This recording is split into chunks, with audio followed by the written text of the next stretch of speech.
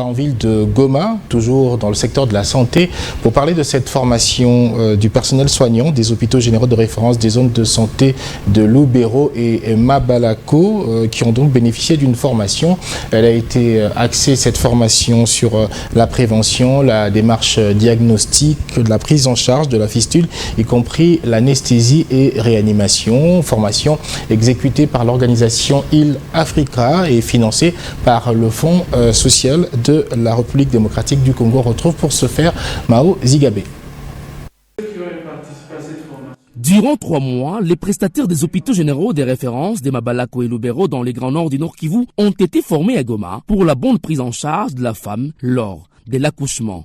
C'est agi plus de la prévention de la fistule, de la technique des césariennes et de l'hystérectomie, ainsi que du circuit que doit suivre le malade, ainsi que les malades qui ont subi des complications des accouchements.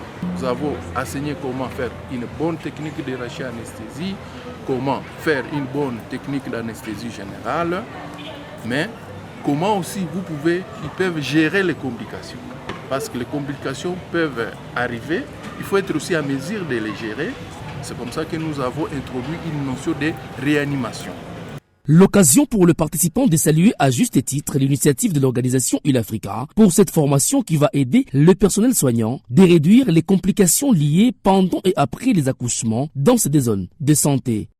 On nous a enseigné comment arranger la salle d'op et comment former les kits des césariennes et d'autres matériels.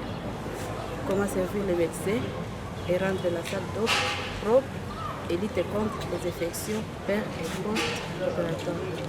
Pour le coordonnateur provincial du programme national de santé de la reproduction, ces assises tombent à point nommé. Et nous avons encore eu la chance d'avoir 6 prestataires qui viennent d'être formés pendant les 3 mois ici à Il Africa dans cette approche.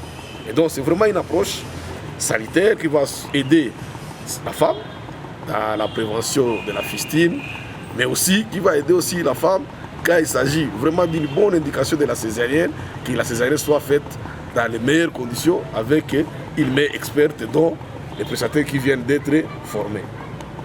Cette activité sur la démarche diagnostique, la prise en charge de la fistule, la pratique de la césarienne et les circuits de prise en charge des patients est l'œuvre de Il Africa grâce à l'appui financier de la Banque mondiale via les fonds sociaux de la RDC.